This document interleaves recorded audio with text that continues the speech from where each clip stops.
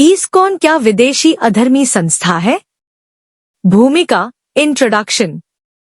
आजकल social media और कई प्लेटफॉर्म्स पर एक सवाल उठता है, क्या ईस्कॉन एक विदेशी अधर्मी संस्था है? कुछ लोग इसे विदेशी संगठन कहकर इसकी आलोचना करते हैं, तो कुछ इसे सनातन धर्म का प्रचारक मानते हैं। इस आर्टिकल में हम तथ्यों के आधार पर इस विषय को समझने की कोशिश करेंगे। ईस्कॉन की स्थापना और उद्देश्य। ISKCON, International Society for Krishna Consciousness, की स्थापना 1966 में श्री लेसी भक्तिवेदांत स्वामी प्रभुपाद ने न्यूयॉर्क, अमेरिका में की थी।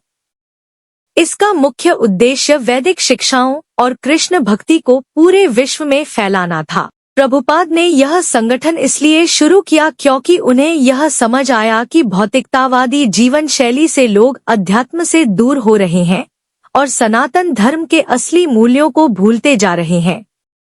विदेशी होने का तर्क। अमेरिका में स्थापना।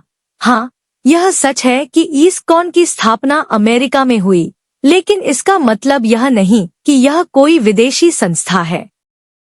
पश्चिमी अनुयायी। ईस्कॉन में दुनिया भर के लोग शामिल हैं, जिसमें भारतीय और विदेशी दोनों हैं। संस्कृति और जड़ें। ईस्कॉन का पूरा सिस्टम वैदिक ग्रंथों, भगवद गीता, श्रीमद् भागवत पुराण पर आधारित है, जो पूर्ण रूप से भारतीय संस्कृति का हिस्सा है। क्या यह अधर्मी संस्था है? अब सवाल आता है कि क्या ईस्कॉन अधर्मी है? अधर्म का मतलब होता है शास्त्र विरुद्ध कर्म करना। लेकिन अगर हम ईस्कॉन के कार्यों को देखें, तो यह भगवद गीता और वेदों का प्रचार करता है। गौसेवा, शुद्ध सात्विक भोजन, हरि नाम प्रसाद, नशा मुक्ति और अध्यात्म को बढ़ावा देता है। भक्ति, ध्यान और सेवा पर जोर देता है, जो हिंदू धर्म के मूल सिद्धांत है। अगर कोई संस्था वैदिक सिद्धांतों के अनुसार कार्य कर रही है, तो उसे अधर्मी कहना सही नहीं होगा। भारत में ईस्कॉन का योगदान। भले ही इसकी शुरुआत विदेश में हुई हो, लेकिन आज ईस्कॉन का भारत में बहुत बड़ा योगदान है। सैकड़ों मंदिर। भारत में 150 प्लस से ज्यादा ईस्कॉन मंदिर हैं, जिनमें वृंदावन, मायापुर, दिल्ली, मुंबई, बेंगलोर जैसे प्रमुख केंद्र शामिल हैं। Food for life. यह संस्था हर दिन लाखों गरीबों को मुफ्त भोजन कराती है। गौसेवा। ईस्कॉन कई गौशालाएं भी चलाती है। आध्यात्मिक शिक्षा। गीता को सरल भाषा में समझाने और भक्ति मार्ग को अपनाने की प्रेरणा देती है। आलोचनाएं और गलतफहमियां।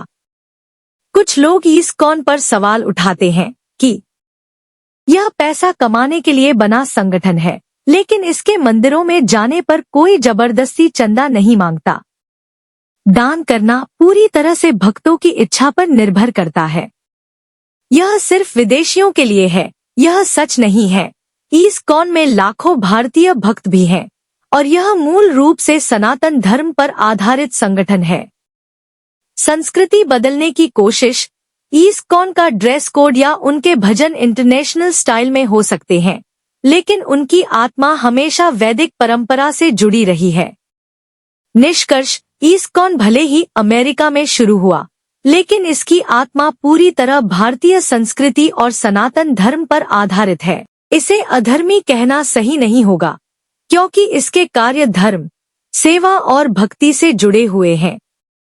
इसके आलोचकों को निष्पक्ष होकर देखना चाहिए कि यह संस्था भगवान कृष्ण के प्रेम और गीता के ज्ञान को पूरी दुनिया में फैला रही है। तो अगर कोई कहता है कि ईस्कॉन एक विदेशी अधर्मी संस्था है, तो उसे पहले इसके कार्यों और उद्देश्यों को समझना चाहिए।